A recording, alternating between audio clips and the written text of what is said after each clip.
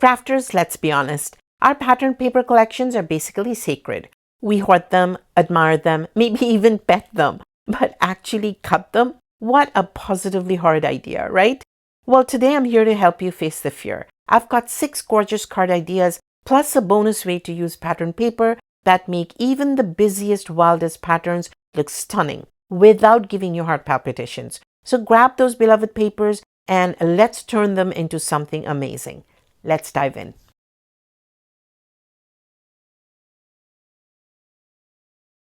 I'll be using a variety of pattern papers from amongst this insane pile you just witnessed. I'll use this beautiful paper pad, which is actually quite busy with the bold prints, but I can show you how I turn this into a card. I also have a 12 by 12 sheet of pattern paper here. Sometimes when you get pattern papers, they come with coordinating toppers that you can use on your cards. So I plan on using one of these for a fun gatefold card. The papers in this collection are double-sided and beautifully coordinated, making them perfect for this design. But since I want to create a feminine card, I will likely use one of the softer, more delicate patterns. Here is another pack of double-sided paper from Paper Rose. The designs are beautiful, but can be difficult to work with. I'll use one of these sheets and incorporate one of the toppers from this set to complete my card. I also have another busy but beautiful paper pack from Uniquely Creative Sweet Magnolia collection. I'm trying to decide between 2 designs as both are quite detailed. I'll create a separate video on how to work with the larger designs. The next paper pack is one I picked up at my local dollar store for just a few dollars. The papers are single-sided and quite thin, making them perfect for layering. I will show you how to incorporate these designs effectively, even though it's a really thin paper and some of the patterns are really not up to my liking, but I have no idea why I bought it. Alright, so I've already done some die cutting with this paper, so I wouldn't have to make you sit through all of it. I used this set of dies from Spellbinders, and I'll come to the sentiment in just a minute, and this as well. So I created a card base with some heavyweight cardstock, and the measurements for this are slightly different because this is a 4.5 by 6-inch card, so I'll have to make a custom envelope for it. I love this beautiful cardstock from Spellbinders called Barely Peach, but unfortunately it's been discontinued as they're coming up with a whole new collection of cardstock. I'll link to one that's close in color to the Barely Peach in the detailed list of supplies. Let me show you what I did. I used this frame die to first cut out this part of the printed paper. I only wanted a specific part with the large floral in it, so I basically angled my die and cut it out. Yes, there was a bit of waste, but I can use the scraps on the envelope or on another card. I'll be adding this as a layer, and since this is very thin paper, I used a lightweight white cardstock behind it to give it some reinforcement. That way it will hold up as a layer and not collapse. I'll show you how I'm going to assemble this. This is going to be the first layer.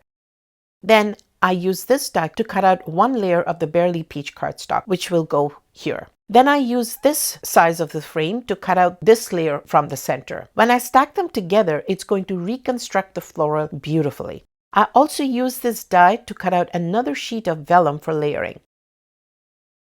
I didn't want to waste this beautiful partial flower, so I stuck it on a white cardstock and fussy cut around it. I plan to add this as another layer or an embellishment somewhere.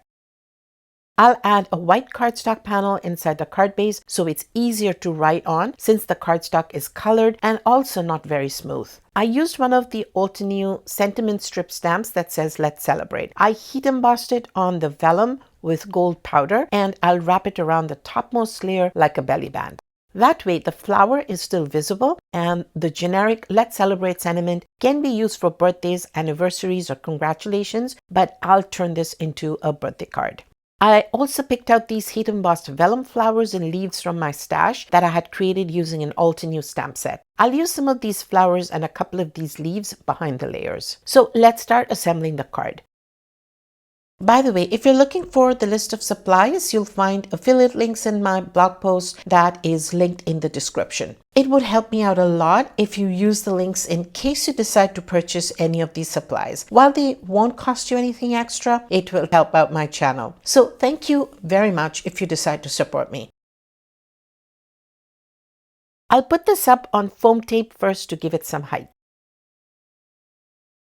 Now I need to add the vellum layer, which I'll need to carefully align on all the sides.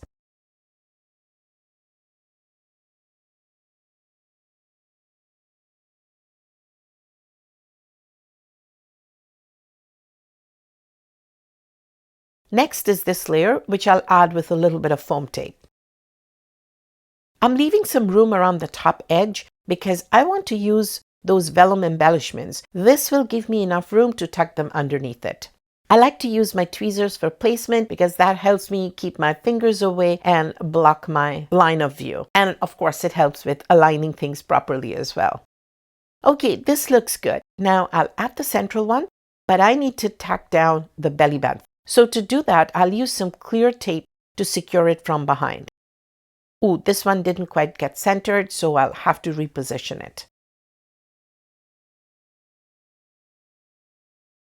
Now this layer goes here, but I'll probably add just a tiny dot of glue behind the vellum because you see how it's curving up? I'll add a little bit of glue with a scrap piece of cardstock and slide it right behind where the heat embossing is so the vellum gets stuck down flat, but also the glue can't be seen. I learned this hack of gluing with a strip of paper from BB Cameron, and if you're interested in seeing 20 crafty hacks I put together in a video, the link to that video will be in the description. Let me finish putting this together and show you how the finished card turned out. The next card really showcases how to incorporate hard-to-use elements in your cards and add a touch of whimsy to them. Ready? The next card I'm making is a 5x7 horizontal one, and I'll be using this set from Uniquely Creative that I just showed you. So this has a motif that I would normally never use, but today I'm challenging myself. The designs are very pretty. Some of the sheets are more subdued, but others are very bold. So I'll showcase the prints instead of hiding them. I have this foil paper I got from my local dollar store for just $2.75. I think it's always worth checking out your local dollar store for crafting supplies. There are quite a few different colors, but there's a matte pink foil in this pad that I'd like to try on this project. To begin, I'll cut this section to preserve the flower design. I'll mark off where I need to cut using a pencil.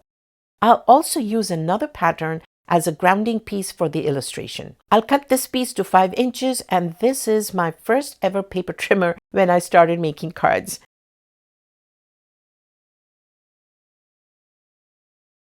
This is another beautiful portion that could work for a vertical card, but for now I'll set this aside. Using a pencil, I'll mark the points where I need to cut, lining it up properly. If there's any overhang, I'll trim it down later. Next, I'll cut this section, making sure it's 7 inches.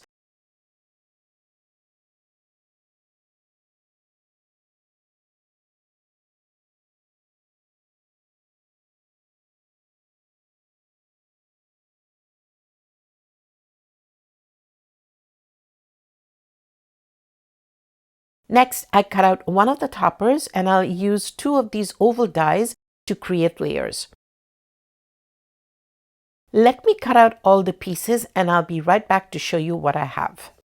Now I have all the pieces ready to assemble. And I had cut out the sentiment in matte pink foil, but later found that the bright pink mirror cardstock was the one that really popped, so I'll use that one. You can see how busy the polka dot looks. So I decided to use a piece of vellum to soften the design and allow more focus on the girl. I fussy cut this piece from the cut apart sheet along with 2 of these tiny flowers. I'm going to directly heat emboss the happy birthday sentiment onto the card base, which I'll do in just a bit, but let me add the extra layer to the sentiment first.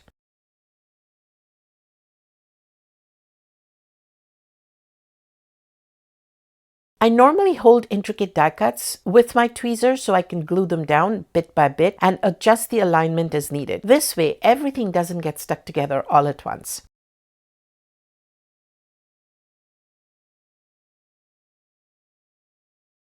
Now I have the wishes piece ready, so on to the next step. Before I can heat emboss the happy birthday, I'll need to get the layout pretty accurate so the sentiment doesn't get covered up.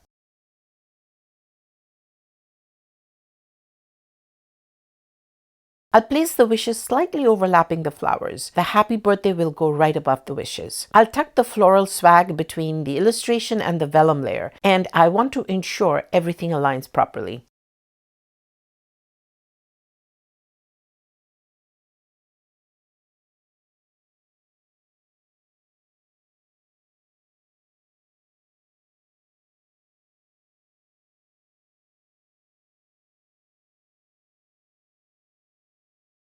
Now that everything is positioned to my liking, I'll pick up the stamp with my MISTI door and remove the extra pieces. Since I'll be heat embossing, I'll use my anti-static powder pouch to prep the background and use my acetate sheet to check if the stamp is straight before embossing. This is a neat little trick from Gina K of Gina K Designs. The sentiment looks straight, so I'll wipe off the acetate and remove it and now proceed with the actual stamping. I'm using my VersaFine Onyx black ink and using clear embossing powder for heat setting so it looks bold and crisp.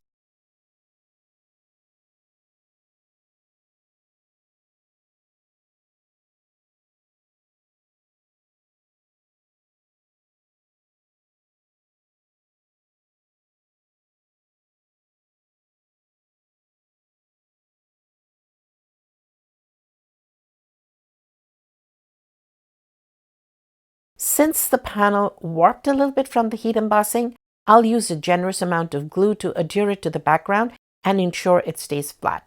Fortunately, the cardstock isn't very thin, so that's fine.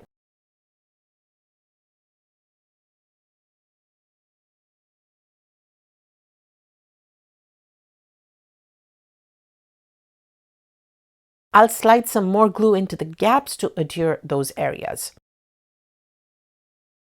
Now, I'll speed you through the assembly and show you the finished card at the end.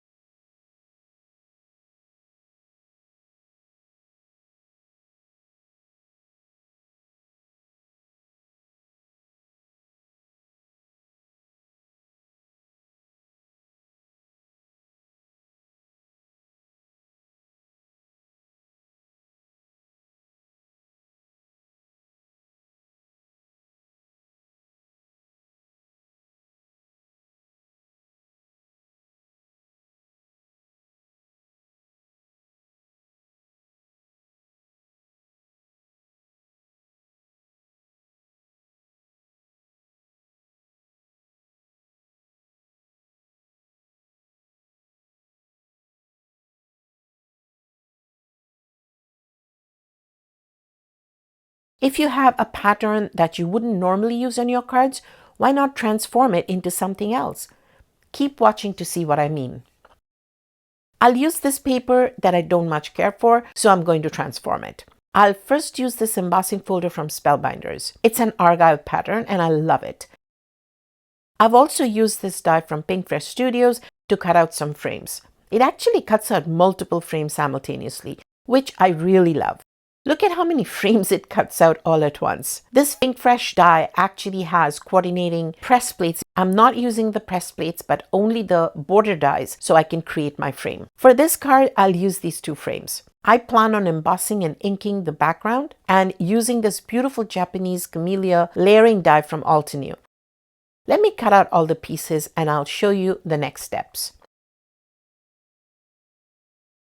So I cut out the pattern paper for a 5x7 card. The other side is beautiful, but I'll use the neutral side for what I have in mind. I cut it vertically and slightly larger so I can trim it down to size after embossing it. I used the Argyle 3D embossing folder as I mentioned, and this is my card background. I used Distress Oxide in Lost Shadow to one of the frames to add a really soft gray color to the frame. I used the frame on another piece of cardstock and cut out a second layer and stacked them together. My brush had a bit of a darker gray in it, but I'm not bothered by it. I'll use this frame to ground the camellia blooms.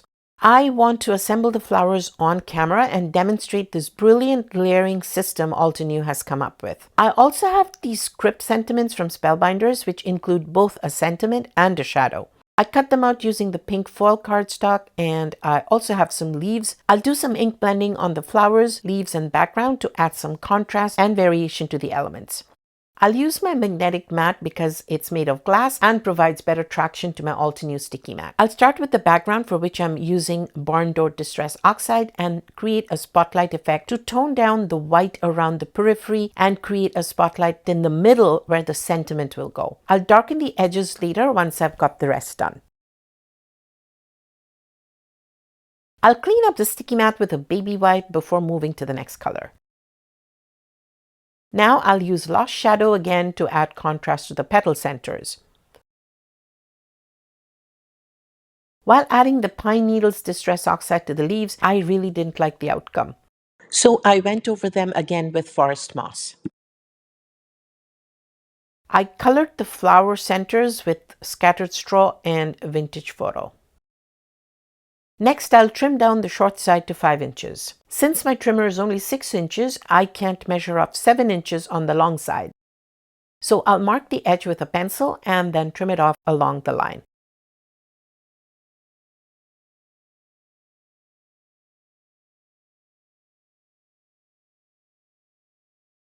I'll use a generous amount of glue as the card base is really bumpy and I want to make sure the panel is securely adhered. Now, while the panel is drying, I'll prepare the sentiment and keep that ready.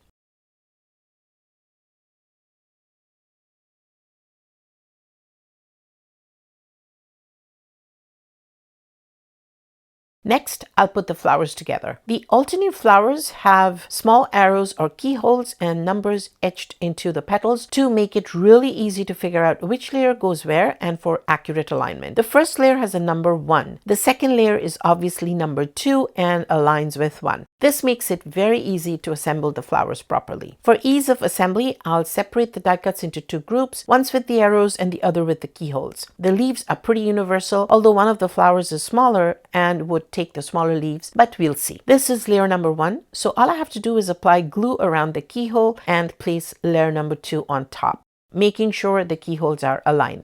It's super easy and such a brilliant system.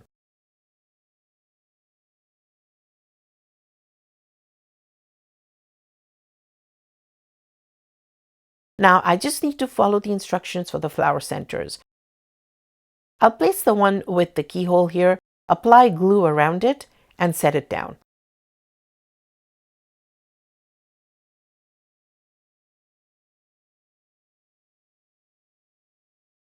For the next flower, I need to find the correct layers and stack them up. And for this one, the arrows on the layer will need to face the same direction.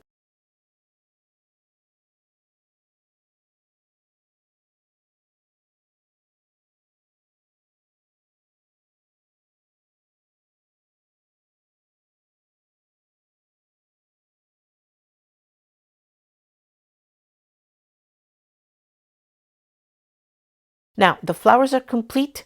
I'll keep the leaves for later and move on to placement. First, I'll adhere the frame using narrow foam strips. To make it easier to curve the foam strips, all I need to do is remove the backing. That makes it easier to run along curves and corners.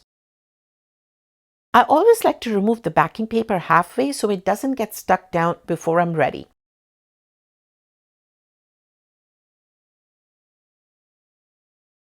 All right, let me put all of these pieces together. I could make the card horizontal. Let's see if that looks better. I'll try both options, vertical and horizontal.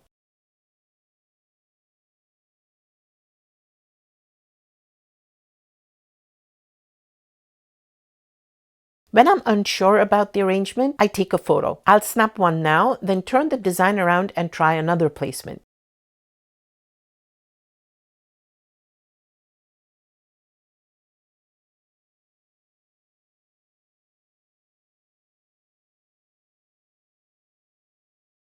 But I think it looks better the other way.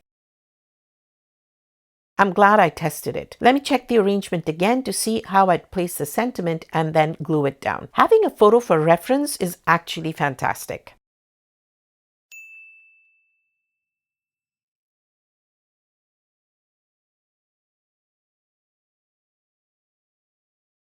Now I'll arrange the flowers per the photo and use some press and seal to hold them in place.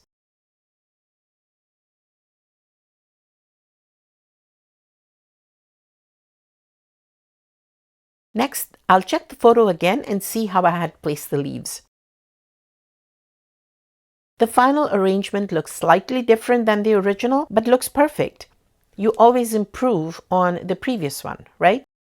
Now I'll carefully lift off the entire arrangement with the press and seal and apply glue where the flowers make contact with the leaves, as well as the frame, to ensure nothing falls off. This way, everything stays securely in place. Now I'll place this back on the card base and carefully peel back the press and seal to reveal the final look. I'll add bits of glue with a paper scrap where it's needed, and the card is done. The original patterned paper has been transformed, and the bits of pattern we do see adds to the texture along with the embossing. I'm really liking the slightly distressed look of the paper. I do see a patch of white space to the left of the frame, so I'll just apply a little bit of the residual ink that's still on my blending brush. When I started out, I wasn't sure how I'd use the patterned paper, but now it has a whole new look. I don't think I'll add any embellishments because the simplicity works really well. The next card is a really cute fun fold that I saw on another crafter's channel and wanted to try it. Her channel is called Creative Moments by G, and she's a Stampin' Up demonstrator, if I'm not mistaken, but she has some lovely card projects. I'll put a link to her channel in the description so you can check it out. So next, I'm creating a layered birthday card with a surprise. Let's get started. I've cut down this beautiful but busy 12 by 12 paper to 5 1/4 by 12 inches. You'll find the measurements on my blog if you're interested in recreating this.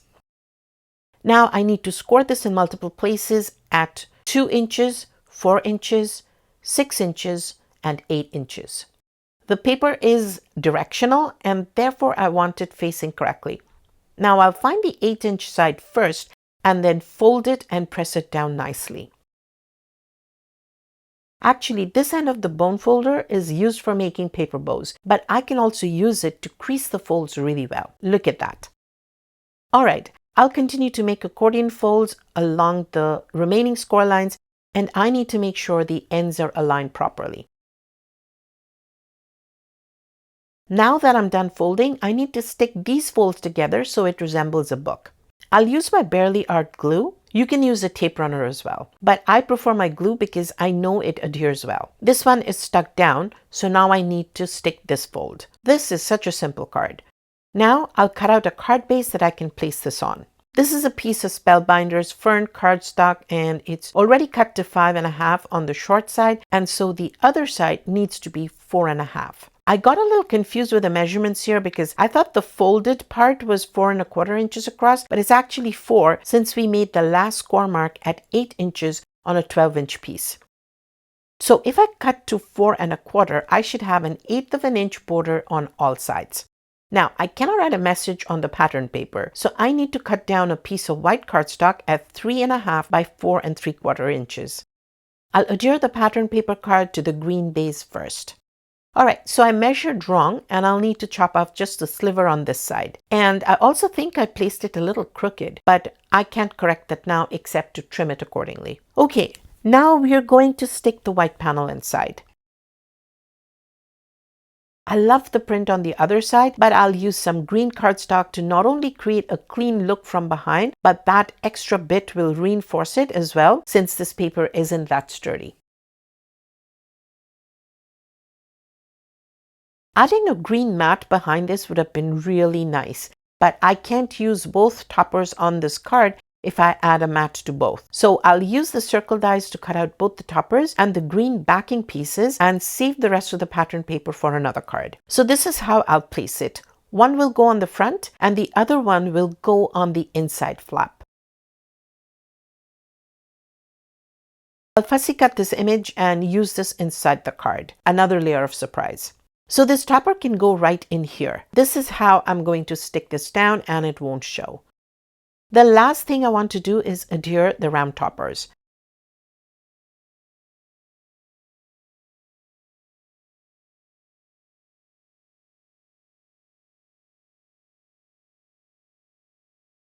Now I'll add some foam squares and also add a bit of glue to allow myself some wiggle time when positioning it.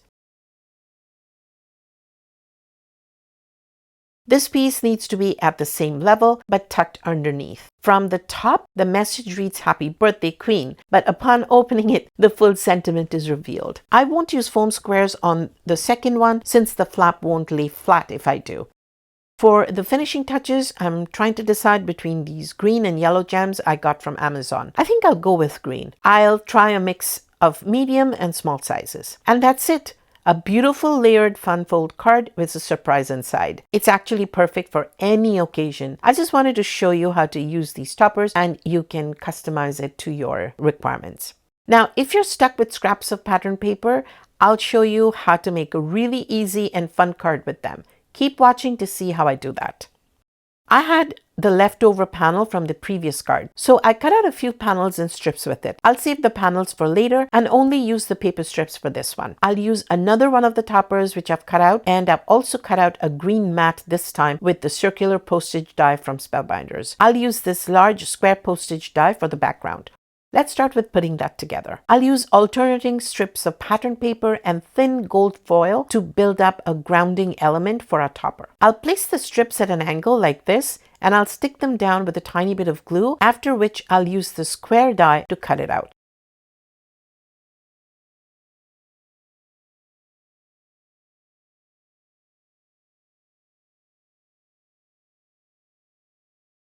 I'll let this dry for a minute. And I found the green mat was a little too plain, so I wanted to bring the gold accents into it as well. I'll add 4 thin strips at an angle and trim off the excess with my scissors. Next, I'll add some foam squares behind the topper and adhere it to the mat. Now I'll cut down the background.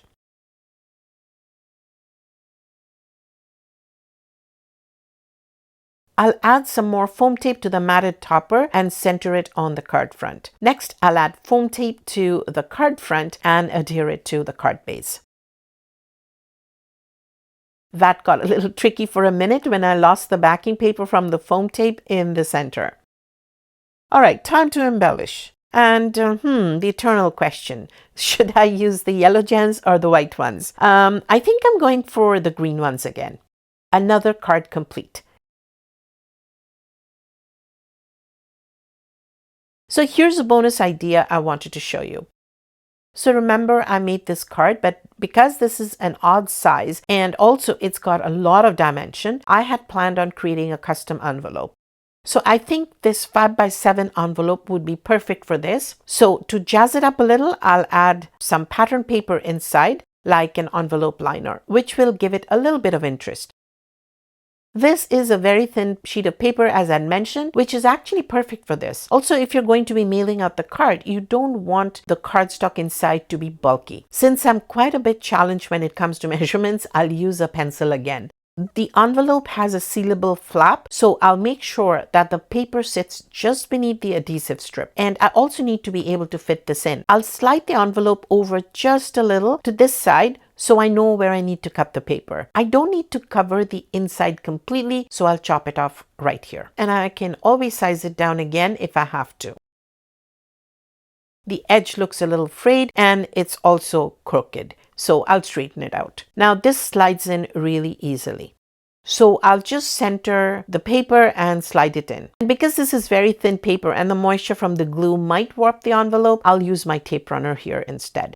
The corners appear to be missing adhesive, so I'll just add a teeny bit of glue and stick them down to prevent them from catching on anything. I can now see that the paper shifted a little bit too much to the right. So finally, we can pretend that we have a beautiful custom envelope for this card. Now, if you want to check out some mind-blowing crafty hacks that I kept referring to in this video, you should check out this video here.